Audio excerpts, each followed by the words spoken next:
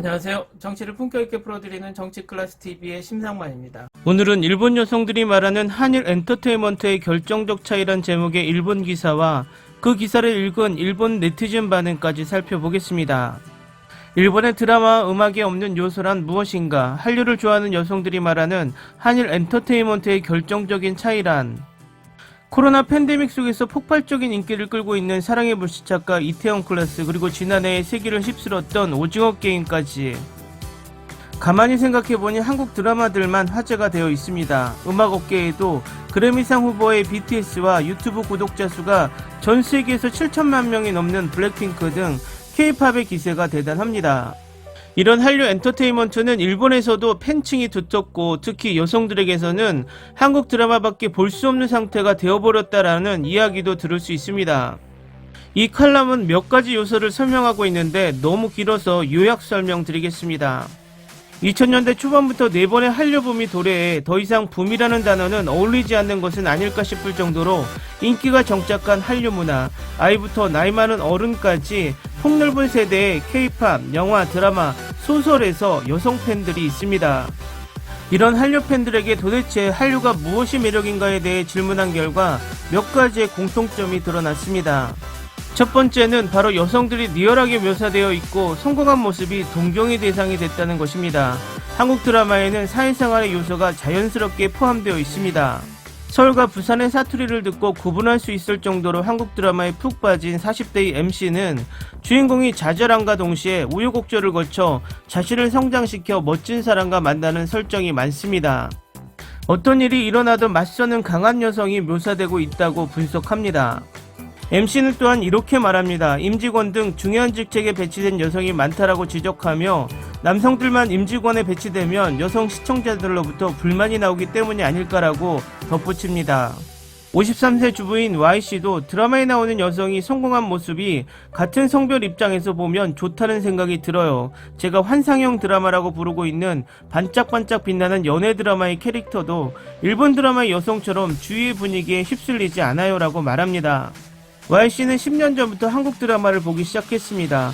처음으로 푹 빠진 드라마는 삼국시대의 신라의 여왕을 그린 역사 드라마 선덕여왕.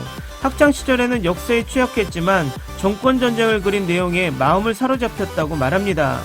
선덕여왕과 같은 시대, 동시대 적의 입장인 백제를 묘사한 계백도 시점을 바꾸는 재미도 발견했다고 합니다.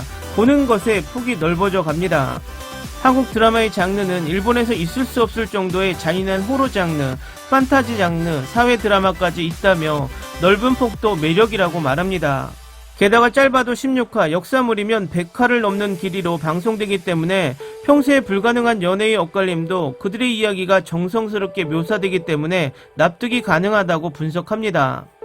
영화와 드라마를 좋아하는 도스카 씨는 봉준호 감독과 김기덕 감독의 연출, 각본, 배우의 연기의 질이 높다며 한국 영화를 긴 세월 동안 주목해 왔습니다. 드라마는 코로나 팬데믹 상황이 오면서 넷플릭스로 보게 되었다고 합니다. 사랑의 불시착은 조연의 스토리도 잘 묘사함과 동시에 각본도 훌륭했다며 하이에나는 무법자 같은 여성 변호사의 말에 명쾌함이 굉장하다고 말합니다. 26세 회사원인 K씨는 원래부터 일본의 게임, 애니메이션, 아이돌을 좋아했지만 지금은 K-팝 아이돌을 팔로우하느라 매우 바쁘다고 합니다. 푹 빠지게 된 계기는 바로 일본의 인기 여성 아이돌 그룹 니쥬의 오디션 프로그램을 봤을 때 과제곡에 쓰인 K-팝에 흥미를 가지게 된 것이라고 합니다. 최근에 들어서 한국어를 배우기 시작한 K씨는 여성의 입장에서 멋지다고 느껴지는 여성 그룹이 많다. 특히 좋아하는 5인조 그룹 있지는 강한 여성을 묘사하는 노래가 많다고 말합니다. 이야기를 계속 듣다 보니 한류 드라마의 매력은 여성의 말투에도 있는 것 같습니다. 앞에 등장한 개요 대학생인 S씨는 여성 주인공이 바보 취급을 받아도 무서워하지 않고 맞서 싸우기 위해 욕을 사용하는 장면은 보고 있으면 속이 시원해진다고 말합니다. 다음은 이 기사를 본 일본 네티즌 반응입니다. 욕을 하는 걸 훌륭하다고 하는 건 좀 아니라고 생각해. 상대 남성도 저런 느낌이 좋다고 생각하는 사람만 공감하면 되는 거야. 게다가 K-팝은 음악적으로 본다면 화려한 댄스만 있는 비교적 획일화된 장르에 지나지 않아. 그리고 댄스를 빼면 새로운 무언가가 있는 게 아니라서 일시적인 붐이 끝난 후에 새로운 음악을 그들이 과연 만들 수 있을까? 어떤 콘텐츠에도 악플을 다는 건 간단하지만 내용을 모르는 사람이 악플을 다는 것만큼 보기 흉한 것도 없답니다. K-팝의 음악은 꽤 범위가 넓다고요.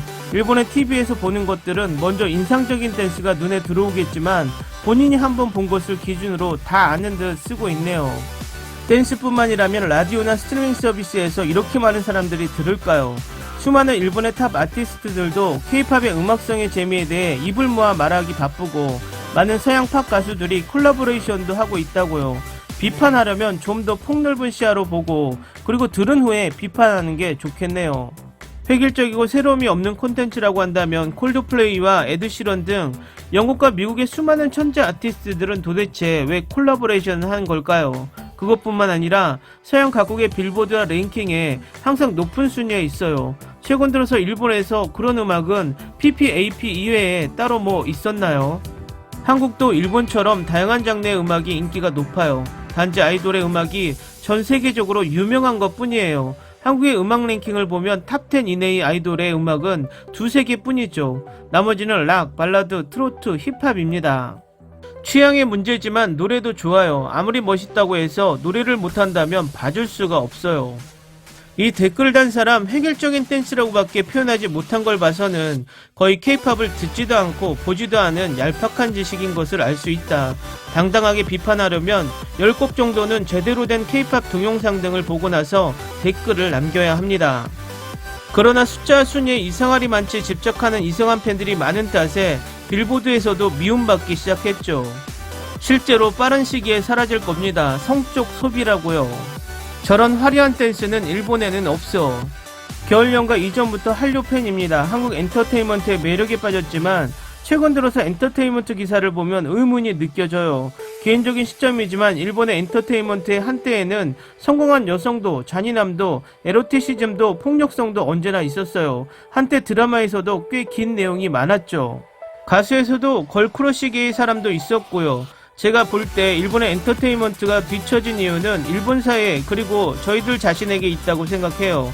일본이 여러 면에서 재부흥하기 위해서는 우리들 자신이 변하지 않는다면 어렵지 않을까 하는 걱정이 듭니다. 별로 한류는 보지 않지만 유럽 드라마를 좋아해서 검색해서 잘 보고 있습니다. 일본에서는 상상하지 못할 잔인한 묘사도 있어 깜짝 놀라지만 각본이 깊고 카메라 워크는 예술적이어서 일본의 드라마의 차이를 즐기고 있어요. 어느 나라 것이 좋다든가 나쁘다든가라면서 일본 드라마를 비난하는 것은 간단하겠지만 일본의 드라마에도 좋은 작품은 있으니 기대하고 있어요. 다양한 나라의 드라마를 보고 즐길 수 있는 시대가 되어서 행복을 느낍니다. 최근 저도 영국과 독일의 드라마를 자주 봐요. 미국 드라마와 다른 시점에서 제작을 하기 때문에 항상 기대하고 있답니다. 일본 드라마도 좋은 작품은 있어요. 저도 좋아하는 것을 자유롭게 보면 된다고 생각합니다. 드라마, 영화, 음악, 그리고 어떤 것도 범위가 넓고 여러 가지가 있기 때문에 즉 여러 가지 각도에서 이야기를 나눌 수 있다는 거죠. 때때로 일본의 드라마 콘텐츠는 정치적 올바름 탓에 재미가 없어졌다라는 사람도 있지만 정치적 올바름 그 자체는 한국과 서양 그리고 해외의 분들이 일본보다 훨씬 심해요. 오히려 그런 여러가지 사회 문제와 다양성의 정면으로 마주보고 표현함과 동시에 엔터테인먼트를 추구하려고 하는 와중에 재미있는 작품이 탄생하는 거라고 생각하고 있습니다. 일본에도 우수한 재능이 있는 크리에이터 분들이 여럿 계시지만 스폰서와 경영층이 생각이 달라서 질 높은 작품을 만든다든지 장기적으로 육성한다든가 하기보다는 조금이라도 리스크를 줄이기 위해 바로 팔릴 것 같은 작품만 만듭니다. 그렇게 비용적인 효과를 볼 생각만 하기 때문에 질 높은 작품이 만들어지기 힘든 환경이 아닐까라고 생각하고 있습니다. 댄스는 일본에도 사실은 잘하는 아이돌이 여럿 있지만 역시 음악이 너무 허접하다고 생각해. 다른 사람들이 있는 곳에서 틀고 싶지 않은 음악이라고나 할까? 자니스는 뭐 소속사가 크니까 꽤 다양한 아티스트가 서포트를 받고 멋진 노래도 나름 있긴 한데 어째서인지 몰라도 그걸 데뷔시키지를 않아. 그러니까 이미지가 계속 허접한 상태로 남아있는 거야.